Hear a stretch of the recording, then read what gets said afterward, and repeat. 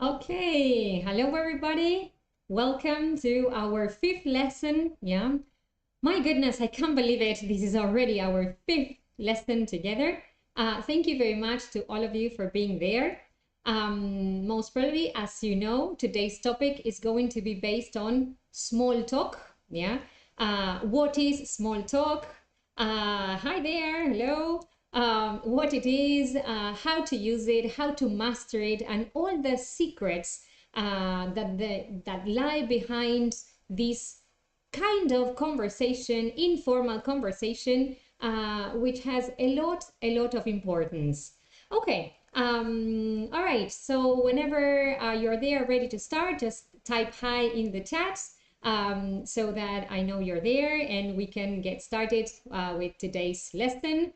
It's going to be very useful for those of you who are thinking about traveling either on holidays or on business, or those of you who really need to establish closer relationships to your colleagues, to your customers, to your clients. It's going to be really, really useful. For those of you who don't know me, I'm Andrea Rial. I'm a teacher of English from Argentina. I teach adult students at a pre-intermediate and intermediate level, and I help them boost their confidence and fluency in English. Okay, having said that, we're going to plunge into today's lesson. As I said before, it's going to be connected to small talk. I don't know how many of you have heard this term, and if you really know what it means, what it is. There's something I disagree a little bit regarding the title, because even though, as it says there, this is called small talk, it's something much, much bigger than what it says. Why am I saying this? Well, because did you know that 33% of our conversations are connected to small talk? So we spend 1/3 of our time making small talk, having this kind of informal conversations with either strangers or with people that we already know. It's not something that you have to associate with first time conversations, with talking to somebody for the first time. You also make small talk with acquaintances, with friends, with family members, okay? In this case, it says that it is related to unimportant things. So perhaps that's the connection with the word small. But I always associate these kind of conversations with an iceberg. So small talk is that, it's about something, hi there, about something that is unimportant, yeah, just things that are not too personal. But deep down, if we think of an iceberg, there are a lot of things at stake in this kind of conversations. Why is small talk so important?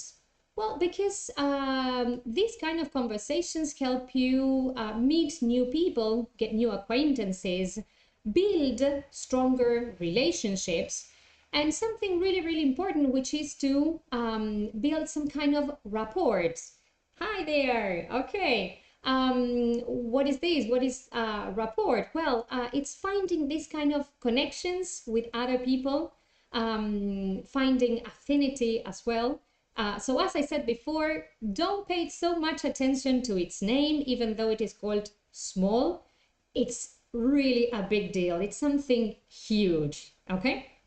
All right. Let's see how we can master the art of small talk.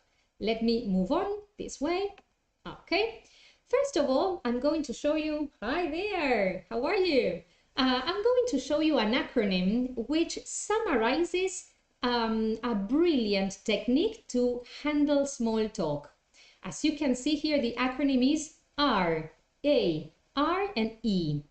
These are the different steps you have to follow to make successful small talk. The first letter, A, represents anchor, and I decided to include a picture there for those of you who perhaps are not acquainted with the term. Okay, you know the word now because the picture is there, but what does it mean? What is it to anchor in a conversation? Okay, To do that is to find some common ground, something that you have in common with the person or the people you are talking to. So it's really important to start there to, okay, find this thing, this common topics of conversation that you might have with the other person. Once you have that, it's really important to reveal. What is that? Okay, to share personal information. Remember, we're not talking about too personal things, which might be perhaps topics that you would talk to a friend. Okay, this is something informal, unimportant things. Okay, ready. You have anchored, you have revealed something about yourself, and then part of this art of small talk is also to encourage the other person to talk. That's why there's a picture of a microphone there. Because it's not just about talking, it's also about making the other person feel comfortable, feel at ease, and talk at the same time. Whenever I have to teach either small talk or any kind of conversation to my students, I make this analogy. I ask them to imagine they are playing a tennis game. And if this is true, write yes in the chat. I've got a tennis player there connected. Andrea loves playing tennis. And I tell them, okay, when you're having a conversation, you have to imagine this. You have to imagine you're playing tennis. Why? Because the idea is to keep the ball moving from one side to the other. Somebody asks you a question or makes a comment, so they serve and they start this conversation. And the idea is that you have to both answer that and somehow return either the same question or move on to something connected to what you're talking about.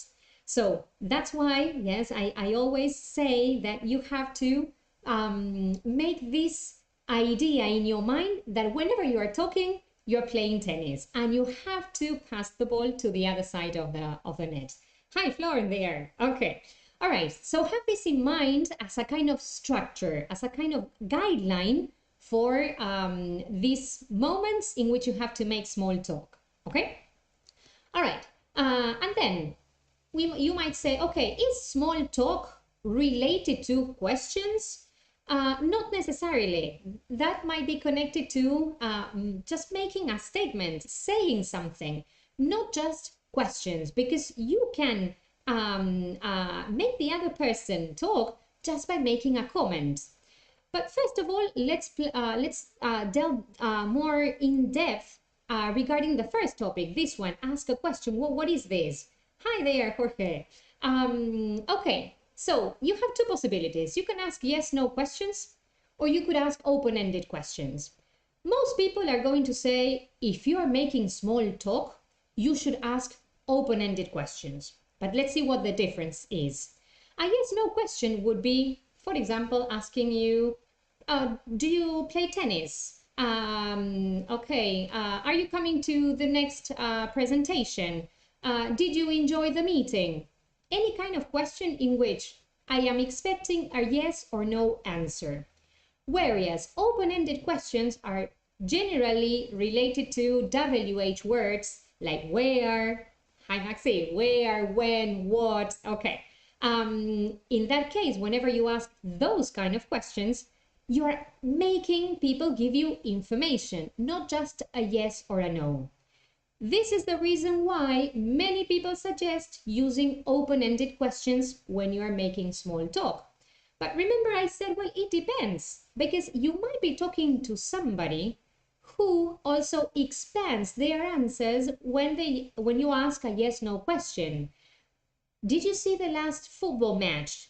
The other person might say just yes, no, or yes, and it was fantastic. I really enjoyed it. Did you see this part? Okay, and they might expand on that. So I think that in this case, it very much depends on the other person, and you have to just check which kind of questions help the conversation move on. So, as I said before, it's up to you. You decide that at the moment in which you're having the conversation and depending on the person you're talking to. And as I said before, it's not just about asking questions. You can make small talk just by making a statement. A statement is a sentence. Here we have two categories. The first one says pay a compliment. When you pay a compliment, you say something nice about the other person. Imagine meeting somebody and saying, oh, I love your shirt. What a lovely dress. Or I don't know if you have seen the reel I posted on Instagram in which somebody compliments another person in connection to their English. How did you get such good English? Where did you learn such good English?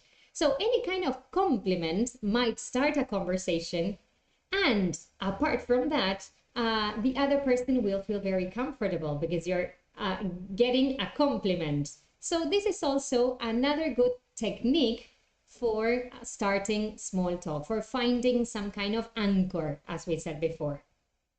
And the other, one of the most popular ones, the weather. You want to start a conversation with somebody, and just by making a comment, here in Buenos Aires, it's raining. I don't know where you're listening to this from. Tell me in the chat there where you're from. But we're having a lot of rain, so we might say something like, oh, horrible day, and that will definitely trigger off a conversation. The other person might say, yeah, horrible, or oh, I love rainy days, and as from there, then you will open up a variety of topics, again, depending on the context, depending on the person you are talking to. But this is just like getting the ball rolling, okay? Like kicking off in a football match, if we continue talking about sports. Okay, now topics. There are a lot of topics you can talk about. Remember the basic rule of small talk, that we talk about unimportant things. We don't get into personal things, into topics that are in general avoided. But things like, okay, the weather, work, family, sports, let's say that those are kind of safe topics, because you can talk about that without getting into perhaps personal opinions or topics that might make the other person feel a little bit uncomfortable. Let me give you a couple of examples with the different categories. This is just for you to have ideas. Then, of course, as I've been repeating over and over again, this very much depends on the context and who you're talking to. For example, regarding the weather, you might start with a statement, with a comment. It looks like it's going to rain for days on, we might say here.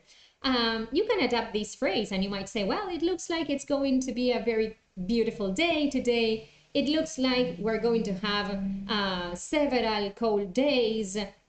Depending on your context, you might adapt this statement to suit your impression of the weather, let's say.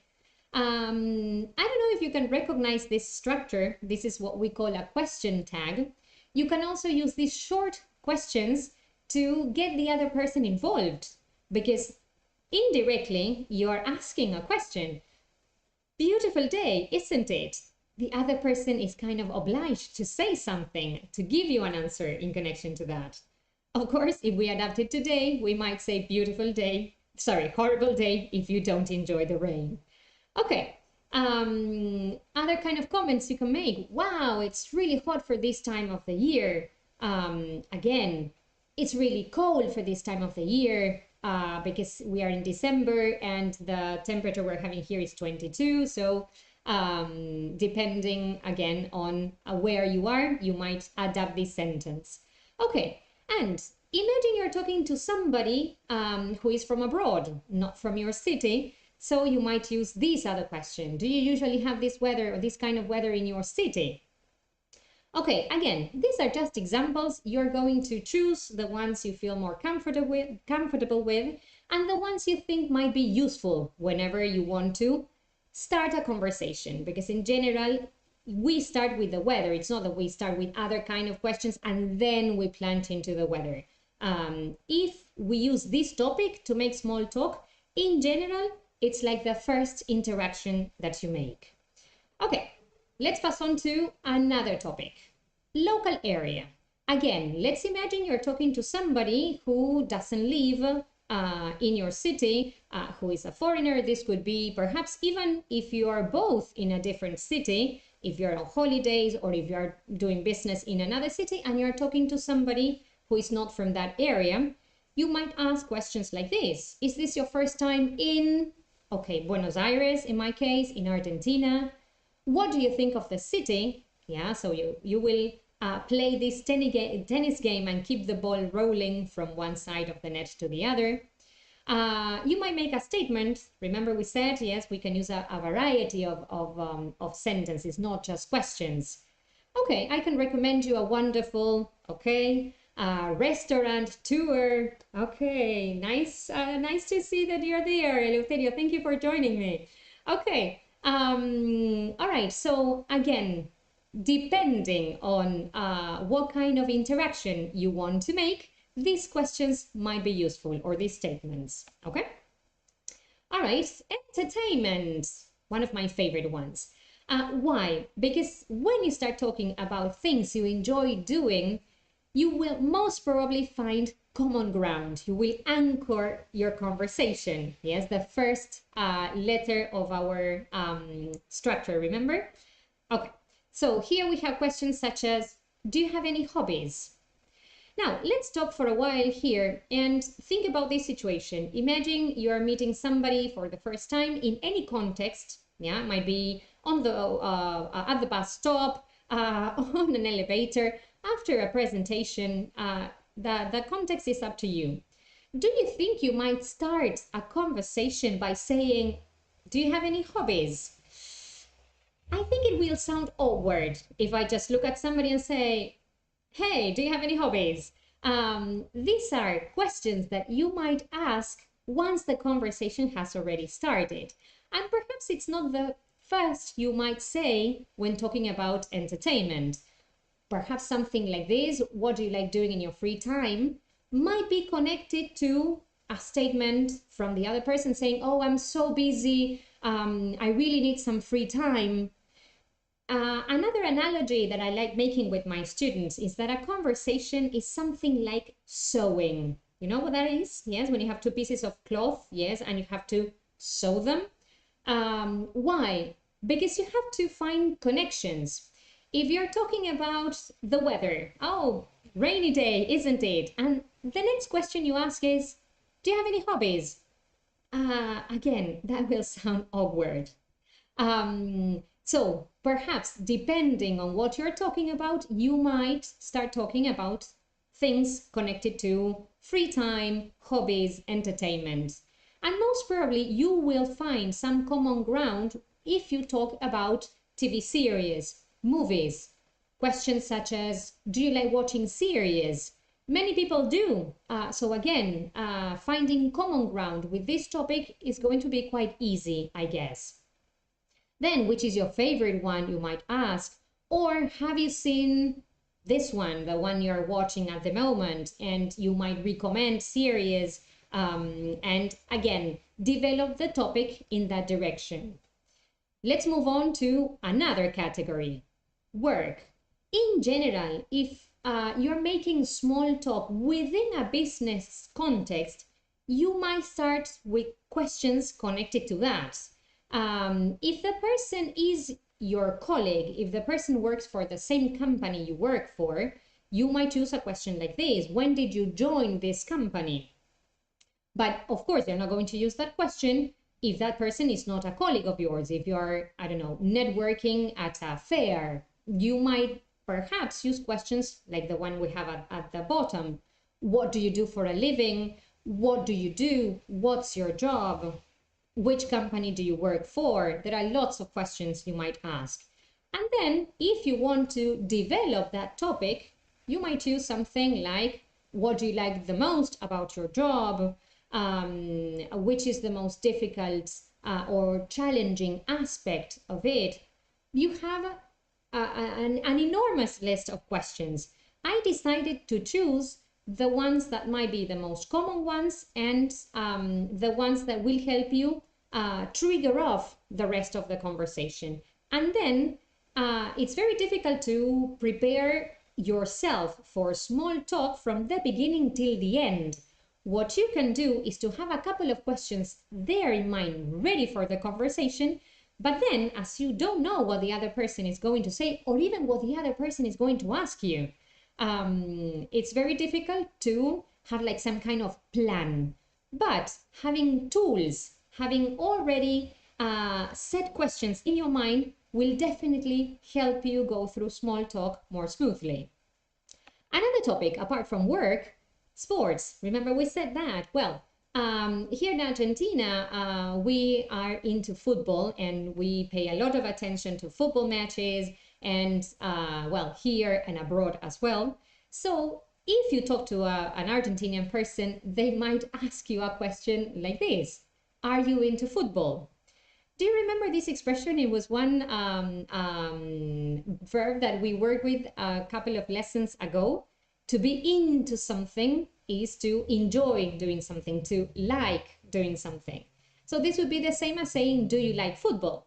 But so as to use a wider range of vocabulary or other expressions, I decided to use this one here.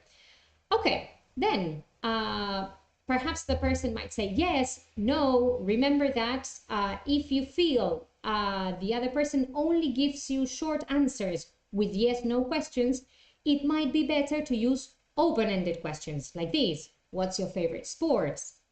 Okay, and then you might get into perhaps something more connected to the other person. Do you play any sports? Are you a sporty person? Or perhaps you might directly mention a sports event that has already taken place, and you might use a question like this. Did you see the last Real Madrid-Barcelona match?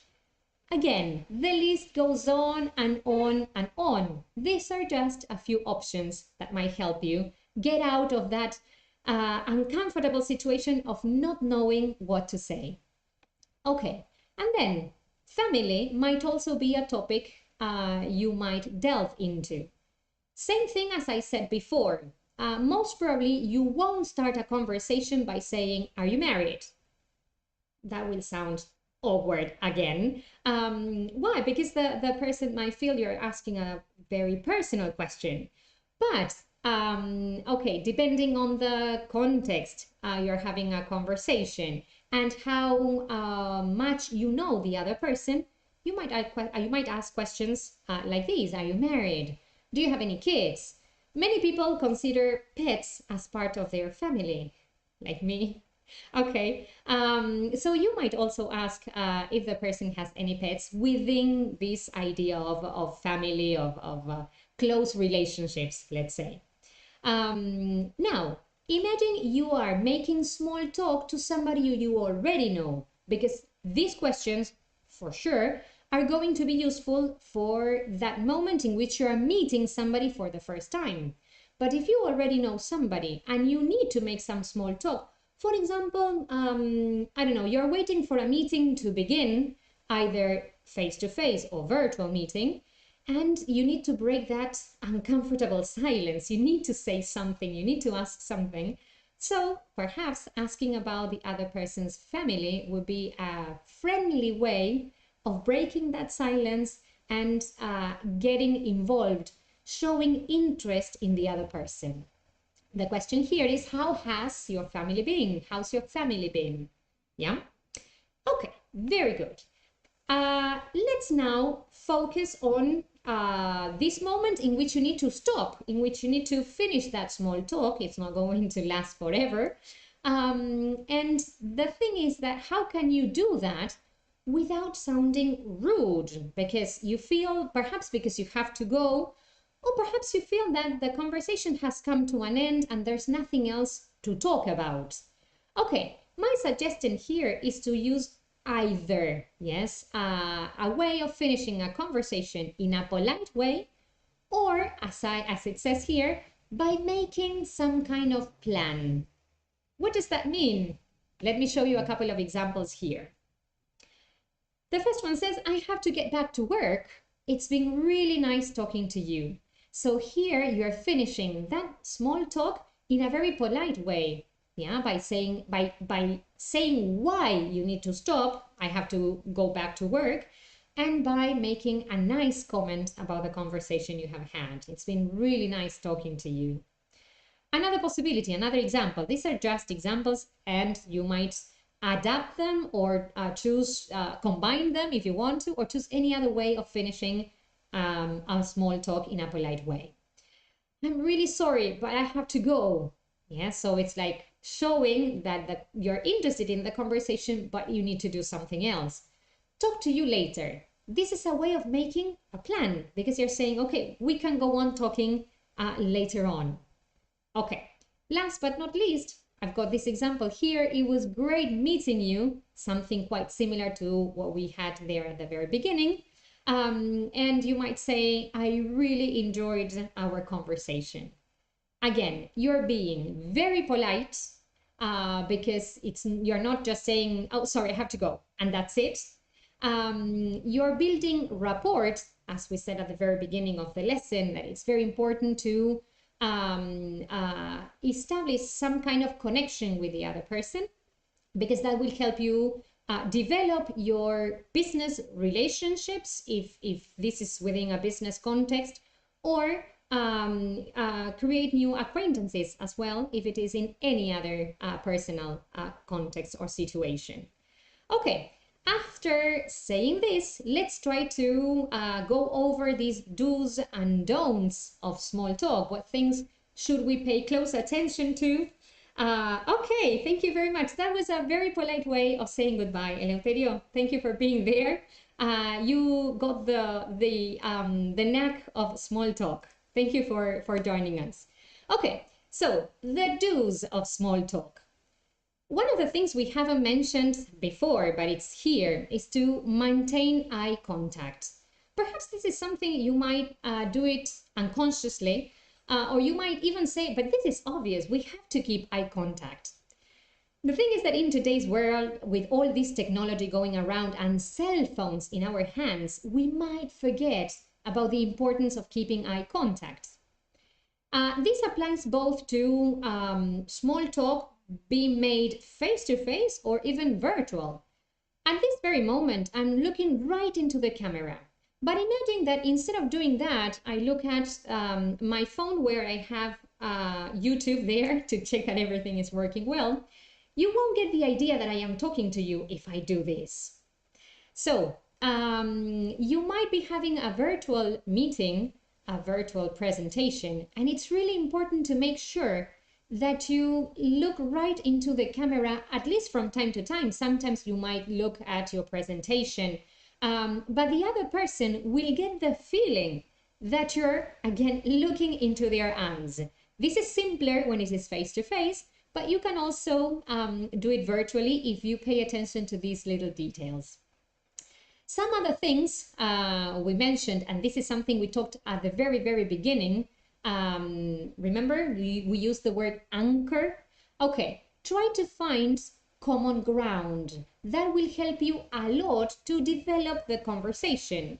If you start talking to somebody who is not into sports, going on with that topic, just as an example, won't get you anywhere because that person is not interested in that.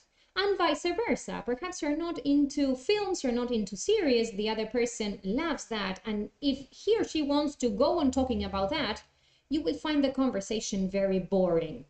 And making small talk is about getting involved, about sharing things. So finding common ground for making small talk is crucial.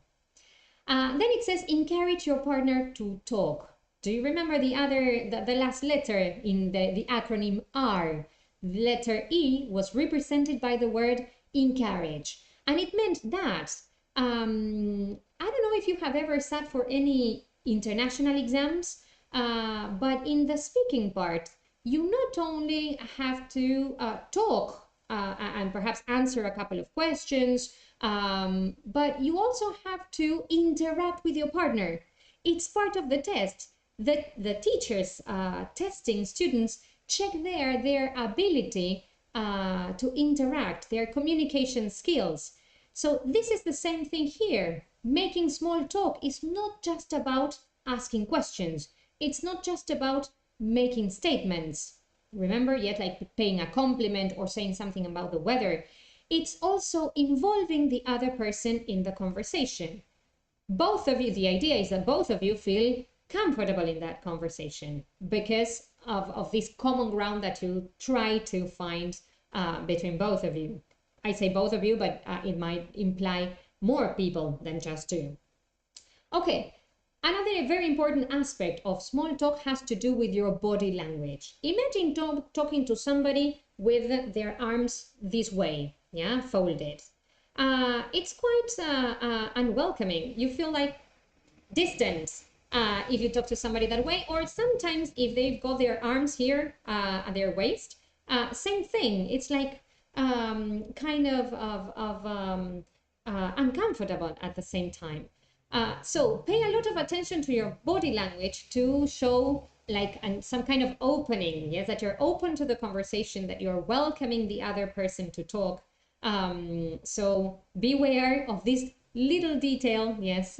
Also, as part of that huge iceberg, remember we mentioned that again at the very beginning of the lesson, that making small talk or the word small talk is kind of identified with an iceberg because, okay, small talk is something little, short conversations about unimportant things, but deep down there are a lot of things at stake, and body language is one. Another thing, also very important if you want to,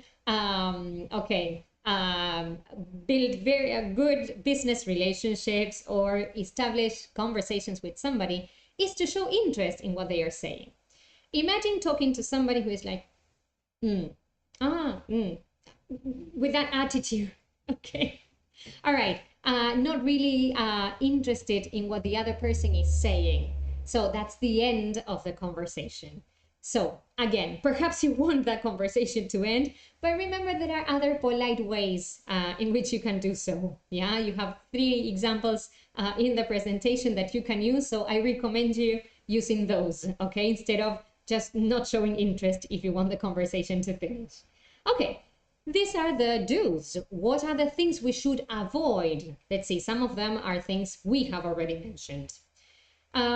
Small talk is about unimportant things, but be careful not to get into topics that might be a little bit sensitive for people. Which kind of topics are we talking about? Politics, religion, appearance, money. Yes, all these topics are a big no-no for small talk. Unless you know the other person very well, and perhaps this small talk is just the starting point of a deeper conversation with people you don't know, these are topics that are generally recommended not to get into.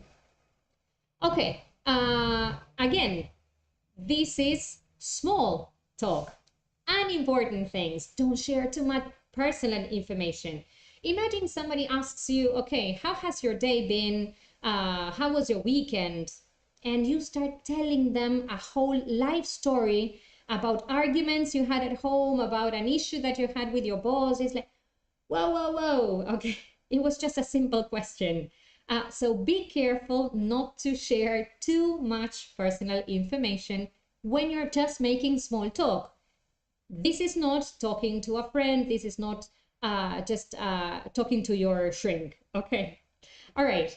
And last but not least, and this will pave the way for our topic next class, it says here, don't talk more than you listen.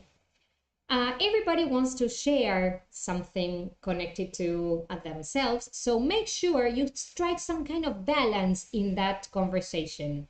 Share, but also ask the other person or encourage the other person to say things, to talk. I once saw a video about small talk, which was very interesting, and the guy there suggested to use the same time the other person uses to give answers. So if the other person gives you an answer, more or less, of course, in 10 seconds, 30 seconds, you should take the same time to give your own answer to that topic. Of course, this is something we do unconsciously, and it's impossible to start taking the time. But the basic idea here is that, yeah, to kind of talk and listen in equal terms. Okay. All right. I hope that this lesson has been useful for you. I hope that now you have more tools for your next small talk conversation, either at work, either when you travel on holidays, or even at the bus stop waiting for the bus to come. And perhaps there's a foreigner there and you want to start saying something, okay? For those students of mine that are part of the speaking project with students from other countries, this lesson is going to be very useful for you to start the conversations that you have every week. Because perhaps at the very beginning you feel kind of uncomfortable, you don't know what to say. You can take ideas from this lesson and start putting them into practice. The more you practice, the better you become at things. I love the phrase in English that says practice makes, in fact, the phrase says perfect, but I like saying practice makes progress. So the more you practice this, the better you become at that and the more progress you make. Let me ask you now, here we move on to this other screen. Let me ask you for a couple of things. If you have enjoyed this lesson, if you found it useful, please give it the thumb up, give it a like, because that will help me promote my lessons as well. And once the lesson is over, you will have the possibility of writing a comment. So again, if you have enjoyed the lesson, if you think they are useful for your fluent English to become more and more fluent, it would be great if you could leave a comment there in that section. It helps me a lot. Same thing if you subscribe to my channel. And last but not least, I will be waiting for everybody here on my Instagram page. I generally post things related to the lessons. In this case, this week, you will find some reels related to making small talk and parts of films there as well. So thank you very much to each person that has connected today. It's a real pleasure to be here for me in this kind of virtual context, and hope to see you again next time. Okay, next time is Wednesday the 13th at the same time on the same channel. People, have a wonderful day. Hope to see you next week. Bye-bye.